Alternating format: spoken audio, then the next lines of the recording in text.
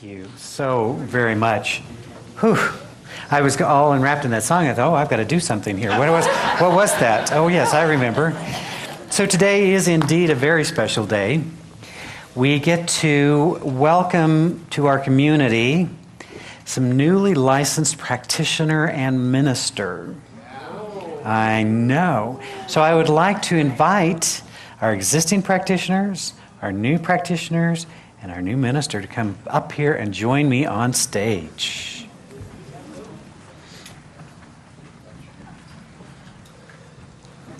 You guys come to the front. These guys are going to stand behind you, and that's a metaphor. There's a metaphor there. Right. Yes. Aren't they beautiful?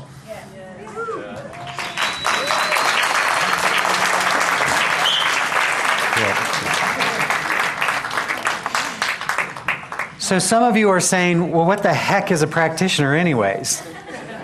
Now, the key is in the word. It is one who practices. So in our community, we have licensed spiritual practitioners. And what that means is that these are individuals who have dedicated a big chunk of their life to becoming vessels of the divine. Now, in our teaching, we say everyone is a vessel of the divine. We do not believe that God is somehow separate from us, but rather there's an infinite intelligence and wisdom and divine being that is present within all.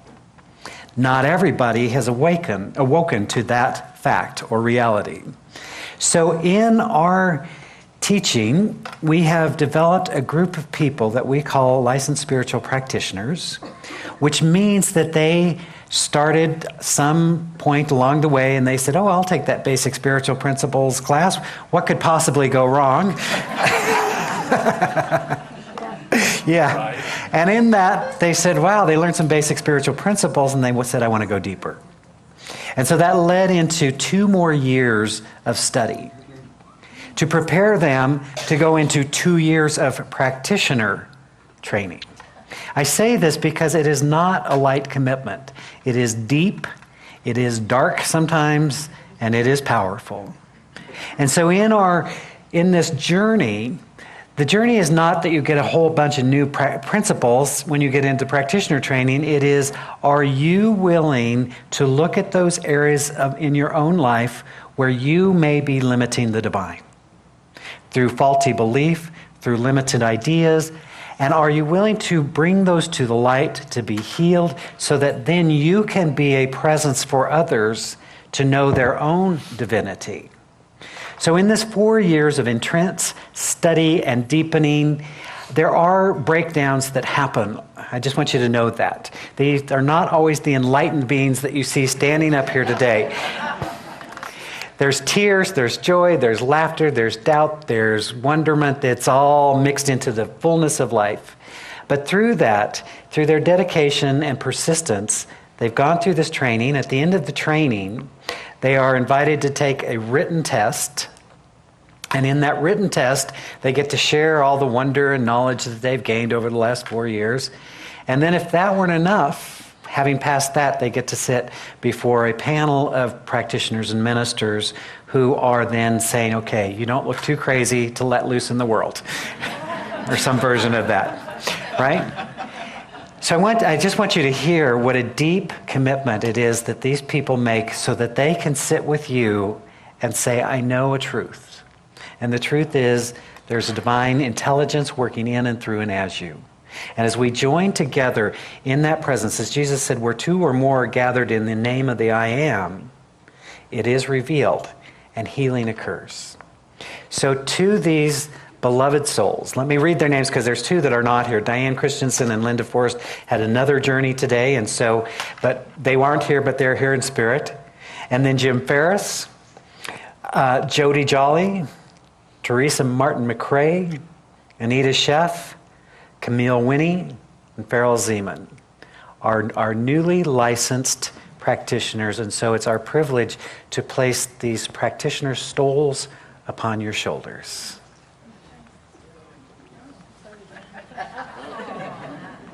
Don't they look enlightened already?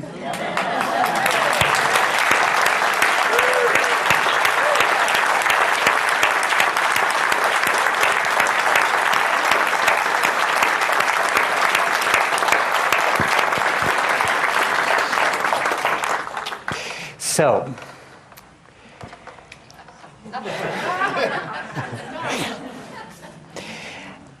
then there's those of us that don't get it and have to go further. So having become a practitioner in our denomination, the way you move on is that having done all of that work to become a licensed practitioner, you're now entitled to spend even more money, more time, and more energy for 3 years in our School of Ministry to develop, what's that? Well, 10 in some, remedial courses, but, some of us take a 10-year program to do a 3-year program, but whatever. And so I want to tell you about my friend Myrna Hurst. She is at a point in her life where many people are winding down. But rather than wind down, she is revving up. Get the pun? Because she has a mission in her heart to spread this teaching, not only in this community, but throughout Utah and throughout the Intermountain region. And so we are looking at the ways that we can use technology that has been provided and touch, high tech and high touch, to help develop other communities and help people learn this truth that we all hold so sacred. So I always say Myrna is one of my great spiritual heroes. She never lets things like age get in the way of what she wants to do. And I admire that more than I can ever tell you. And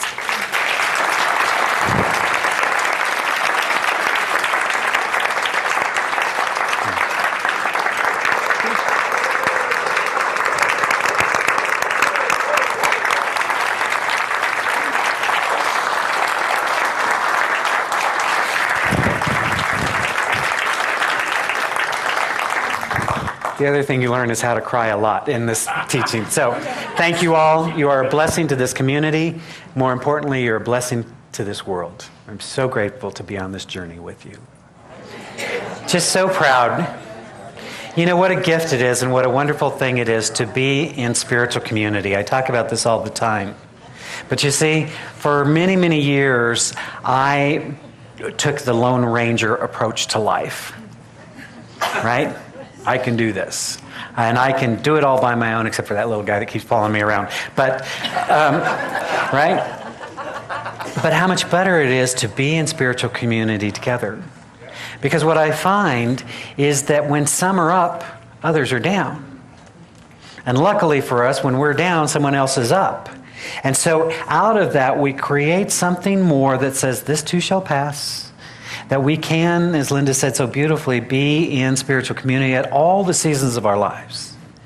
So I'm so grateful for these, that I get to walk with these people that are committed to their spiritual well-being, who are willing to go through dark and difficult times, who are capable of just going deeper. And you see, that's what it's all about. I know it's lovely to think that there's a point we reach and we hit the final destination and it's just enlightenment from there on out. But on this planet, seems that there's a whole lot of ups and a whole lot of downs, right? And so that spiritual practice is the thing that sustains us as we move through all of life, all of what's coming up for us. We begin a new series today based upon a wonderful little book called The Power of Decision by Raymond Charles Barker. And Raymond Charles Barker was one of the great ministers in our movement over the years who's now doing ministry at some other dimension. And just a very clear thinker and a very wonderful teacher of these principles that we seek to reveal. And I love the idea of the power of decision. You see, we often don't think about the power of the decisions that we make. And so what he is saying to us is that we can learn to be more powerful, but we first must decide to be so. You see, nothing happens until we make a decision. Have you noticed this? So here you are. Now I'm going to suggest to you today some things. One, I'm going to suggest to you that what you are at least a divine level is this ball of infinite potentiality. See, our philosophy is not that there is a power out there that you're trying to connect with, but there's one life, one power, one infinite being, everywhere present, always available, and that presence and power radiates through its creation. Jesus said it, in this presence I live and move and have my being. And he was setting for us an example of who we are. But the problem with infinite potentiality is you've got to do something with it. It works great as long as you're not in the physical form. If you're just hanging out in another dimension, being pure potentiality, it's great, wonderful. But once you get a body and you come to Earth, you got to do some things. Joking earlier because my friends Anita and Larry just came back from Greece for a 2-week vacation in the surrounding area. It was wonderful. And I said, you didn't feel like you needed spiritual advice along that way? Because I could have made myself available. But apparently they're like, no, we're good. We got this. Thank you. Well, so anyways. But what I was saying is it's a wonderful thing to be pure potentiality. It's a wonderful thing to envision going on vacation. And you can try this. Call your travel agent. Do they still exist? I don't know. But let's just imagine they still do. Call your travel agent and say, I would like to go on vacation. Your travel agent say, wonderful. Where would you like to go?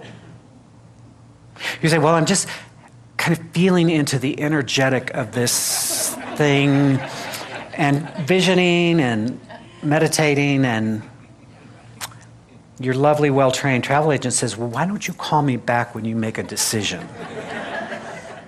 Right? Because we don't get to go anywhere till we decide where we're going. So here Charles Barker says, everything, the creative flow and the creative process comes out of making a decision. And then we get to follow up that decision with commitment. If you're talking to your travel agent, you say, I've visioned, I've owned, I've been in deep, deep contemplation, and I have decided I'm going to take 2 weeks to go to Greece and surrounding areas.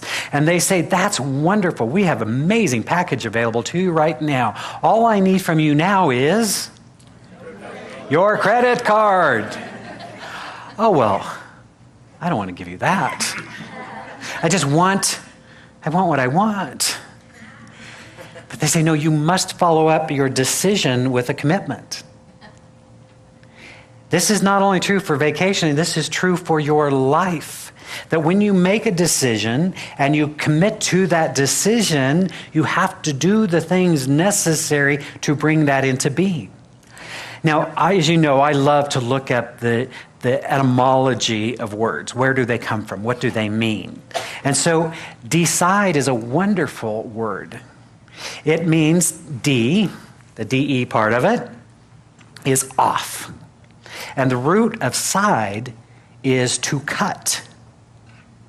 So when you decide, you cut off. That seems odd, doesn't it? But if you think about it, when you make a decision, you are committing to one course, not to all the courses. You see, if you decide to go to Greece, South America's off the table. Right? Now, I know if you can try this at home if you want, go to your future spousal unit and say to them, I am so in love with you. You are everything I hoped for in a partner. And so therefore, I would like for you to marry me, but can we just keep it open? In case something better comes along. I like to keep my options open.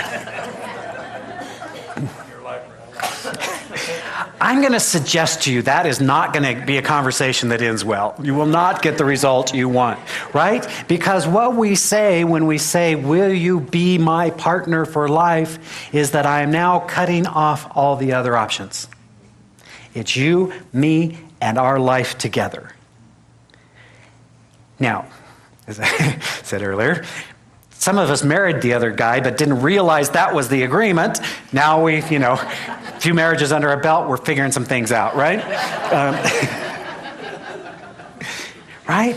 When we make a decision and we commit to the said decision, then we begin a process to bring into being the thing that we have decided. And the universe, in its infinite potentiality and wisdom and wonderment, says yes to us all of the time. How good is that? I want you to hear this. You are a co-creative being with this divine intelligence, and when you bring clarity of thought and intention and decision and commitment, the universe says, whoosh, here it is, because it's always saying yes to us. Always. The problem with this program and this universe that I see is that it is indeed always saying yes to us. And so when we get up in the morning and we start whining and moaning and complaining and saying, ain't it awful, and blah, blah, blah, blah, blah, blah, blah, the universe says to us, yeah, baby, watch. And you, heaven, hallelujah, you get to be right. Because the universe is always saying yes to us. Now, I'm going to suggest to you that perhaps if the universe is always going to say yes to us, we might be a little more conscious about what we're saying to the universe. Just going to try this out as a possibility. Right? So when we make a decision, if we decide to be happy, it is a decision we make. If we decide to live richly, it is a decision we make. And when we have made the decision and we follow it with the commitment, then all manner of things begin to happen to bring forth the conditions that will allow that to happen. But you see, most of us have it backwards. Most of us are operating from a condition-based reality that says, once I have these other things, then it will happen. Charles, whatever the heck his name is, RCB. It's just too long of a name. We'll just call him Barker. He says, with a bark, right? He says, many people use this mental law in reverse. They think in smaller terms all the time. They unconsciously lessen their viewpoints, take less and less interest in the business of living. And then they wonder why they're unhappy. Well, if we are whining, moaning, complaining, saying, ain't it awful, and the universe is saying yes, it should not come to us as a surprise that our life is less than fulfilling. Right? So that same intelligence, that same wisdom. You see, Jesus said it this way. He said, do you not know? Don't you know that you yourselves are God's temple and that God's Spirit dwells within you? Now, if Jesus said it, there may be something to it. Don't take my word. Talk to Jesus. That we are living embodiment of a divine intelligence. Do we treat ourselves as if we are the temple of the divine? Do we hold it holy? Do we hold it sacred? Do we speak the things that we want to see? Do we envision the possibility we want to experience in the world? Are we willing? I know sometimes I see people, not here, obviously, this is a holy and enlightened group, but out there in that wide world of people who are begging for their limitation, demanding their limitation, whining about their limitation, always looking at the limitation. And I said, the reason it takes 4 years to get through practitioner training is you have to learn to squelch that impulse to just slap people.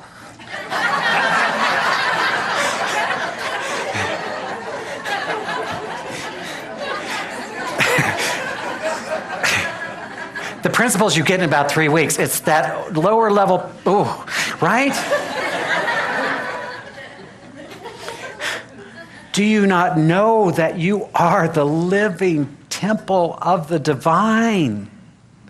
Oh my goodness, there's a sermon right there. I won't do it today. Jesus said to us, "These things have I spoken unto you, that my joy might remain in you, and that your joy might be full.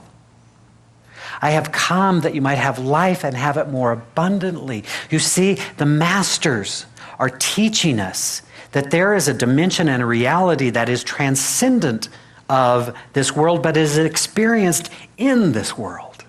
This is the great drama and wonderment of being spiritual human beings. It's easy to look at the conditions of the world and say, oh, but it's more important that we look at the conditions of our heart, of our spirit, of our mind. And when we have developed that capacity, when we've made that decision to be spiritually enlightened, it is as if we awaken to a greater reality. Same conditions, greater reality.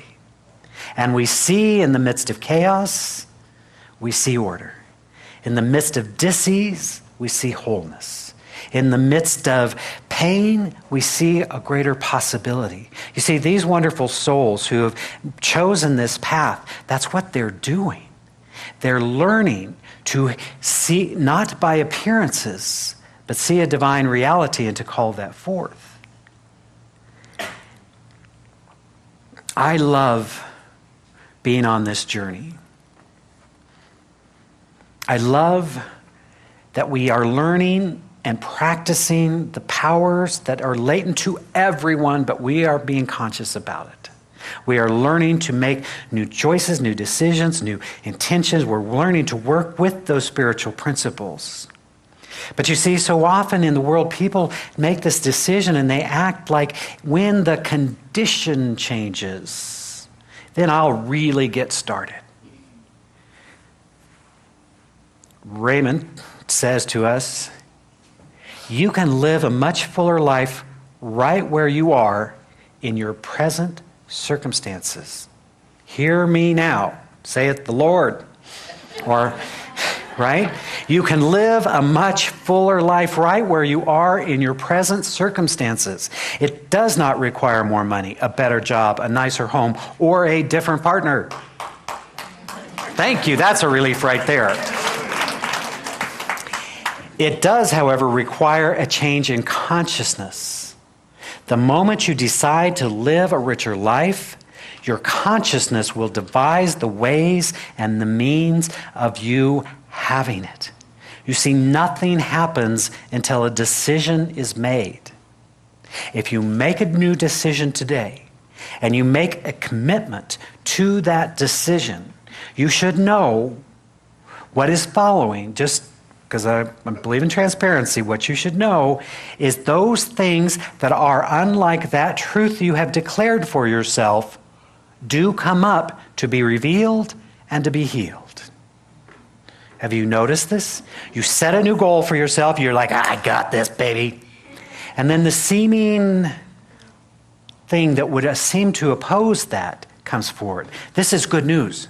Hear me. How many times in class did I say, as they're weeping, I don't know what happened to my life. I used to be happy, and then you made me take this class, and now I don't even know what to do.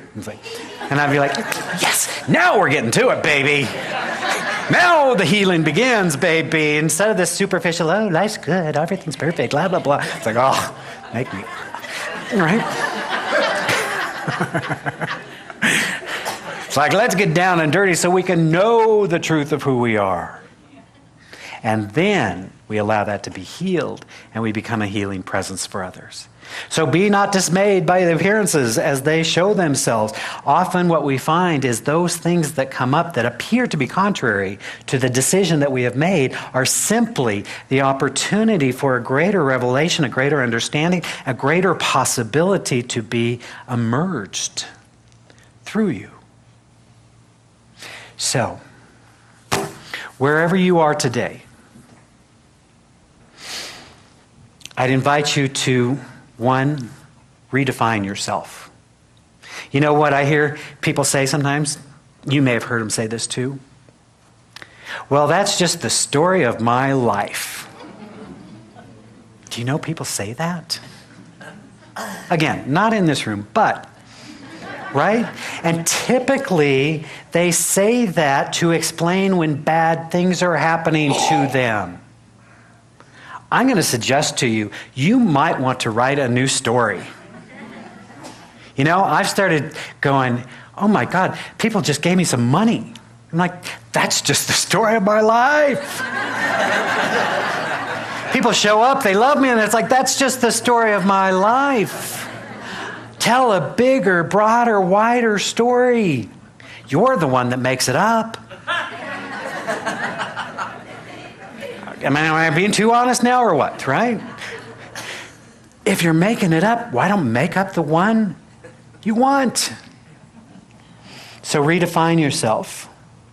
Make a decision to be that person. Commit yourself fully to the decision, knowing full well that stuff is going to come up. It's okay. And then I'm going to suggest to you, get busy. There's a time to be on the prayer cushion, and there's a time to get off. Right? If you're waiting for a decision to be made for you, that's an approach. But I'm going to suggest to you, as a powerful being, do you not know that you are the living temple through which the divine expresses? Let us be very clear. Let us make a decision and a commitment to living life more richly, more fully, more joyously, more abundantly, right here and right now, and then let's get busy creating it. Let's start in prayer. I invite you to join me now. As we simply turn inward, honoring and acknowledging this divine life, this one infinite presence, this one power, whether we call it God or Allah or Yahweh or the 10,000 other names, it really does not matter. It is more than all of that. We know that this one power, this one presence, this one being is everywhere present, every time available. And so we awaken. We awaken to that infinite being that is our very life. We realize that the word that we speak has power. For I know that in this moment I live, I move, I have my being in the divine. And so I speak this word for each of us gathered here, knowing the spiritual truth and reality that we are each born of divine inheritance, fully, graciously given all of those qualities of spirit to reveal and to bring forth in new and powerful ways. So I'm knowing that wholeness is the order of the day, and that wholeness reveals itself as health, as well-being, as vitality. I am knowing that spirit is revealing itself as love, that is healing and transforming our lives as we graciously forgive ourselves and those who we would withhold love from. We open our hearts to the full experience of this divine unconditional love. We open our minds to divine wisdom that we might be guided into appropriate and right action. We seek to know and to remember that we are abundant beings right here and right now because we are one with that which is abundant in its very nature. So we open our eyes to new possibility. We open our soul to the remembrance of who we are, and we live consciously and confidently from that place of awareness and understanding that knows that the entire universe is for us and seeking its greater good through us. How good it is to know this truth. And so as we bear witness to this reality, it comes forth easily, joyously, lovingly, effortlessly, and it is good. We are blessed. And because we are blessed, we extend a blessing. We extend a blessing to this spiritual community. We bless these wonderful practitioners, these wonderful ministers, this wonderful congregation, all of the beautiful volunteers, everybody that is associated with this spiritual community, we extend a blessing. We know life is unfolding richly, powerfully. We extend that blessing to our brothers and sisters around the planet. Even in the midst of chaos and fear and war, we hold a high ideal and a vision for a world at peace, for a world that works for all. We're sensing and knowing that as we allow peace to be resident in our own hearts, it radiates out and a greater possibility emerges. As always, we bless all priests, rabbis, ministers, teachers of every faith. For we know there are many pathways to the vine. We honor and celebrate them all. We bless them. And so I invite you in this moment that whatever burden that you brought into this room, decide now to leave it behind. Leave it at the altar of limited perception. And leave here awakened and renewed and refreshed in the living Spirit. How grateful I am for these many blessings. How grateful I am to speak this word of truth. And how grateful I am for this law of mind that operates upon the consciousness that we have established here, bringing forth a greater good and a greater possibility. In joy and gratitude, then, I simply release this word, knowing that it is so, as together we say, and so it is.